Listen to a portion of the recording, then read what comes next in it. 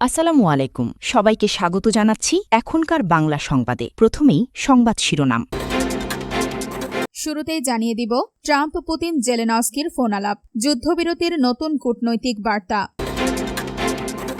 এরপর জানিয়ে দিব, যৌথ সামরিক মহড়ার ঘোষণা দিল চীন রাশিয়া। তারপর জানিয়ে দিব, যুক্তরাষ্ট্রের স্বাধীনতা দিবসে নিউ ইয়র্কে 4 শিশুসহ গুলিবিদ্ধ 8। সবশেষে জানিয়ে দিব, ইসরায়েল ইস্যুতে আন্তর্জাতিক মহলের নীরবতায় ক্ষুব্ধ ইরানের প্রেসিডেন্ট।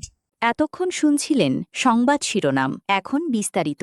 তার আগে আপনি যদি ইরানের পক্ষে থাকেন তাহলে ভিডিওটি লাইক করে চ্যানেলটি সাবস্ক্রাইব করে কমেন্টে লিখুন স্ট্যান্ড উইথ ইরান।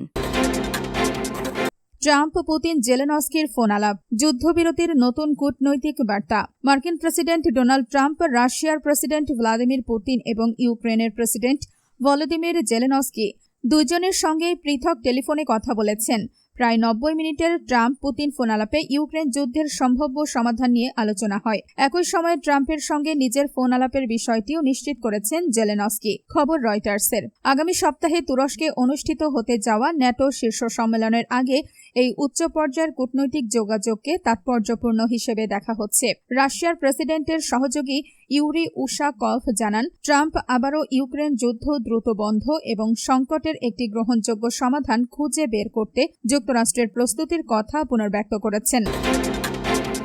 যৌথ সামরিক মহড়ার ঘোষণা দিল চীন রাশিয়া। পূর্ব চীনের সমুদ্র সীমা ও আকাশসীমায় চলতি সপ্তাহেই শুরু হতে যাচ্ছে চীন ও রাশিয়ার নৌবাহিনীর বার্ষিক যৌথ সামরিক মহড়া। রোববার 5 জুলাই চীনের প্রতিরক্ষা মন্ত্রণালয়ের পক্ষ থেকে এক বিবৃতিতে এই তথ্য নিশ্চিত করা হয়েছে। চীনের অন্যতম প্রধান বন্দর নগরী চিংদাও উপকূলের এই মহড়াটি সোমবার 6 জুলাই থেকে শুরু হয়ে 13 জুলাই পর্যন্ত চলবে। মহড়াটি সমাপ্ত হওয়ার পর দুই দেশের নৌবাহিনী প্রশান্ত মহাসাগরের নির্দিষ্ট কিছু এলাকায় যৌথ টহল পরিচালনা করবে।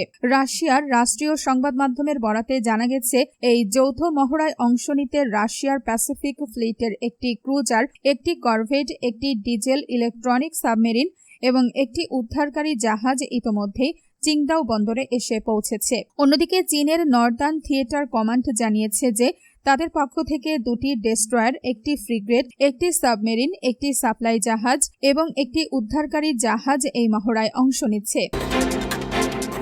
যুক্তরাষ্ট্রের স্বাধীনতা দিবসে নিউ ইয়র্কে 4 শিশু সহ গুলিবিদ্ধ 8। যুক্তরাষ্ট্রের 250তম স্বাধীনতা দিবসের ছুটির রাতে নিউ ইয়র্ক সিটির কোনি আইল্যান্ড এলাকায় গোলাগুলির ঘটনায় 4 শিশু সহ অন্তত 8 জন আহত হয়েছেন।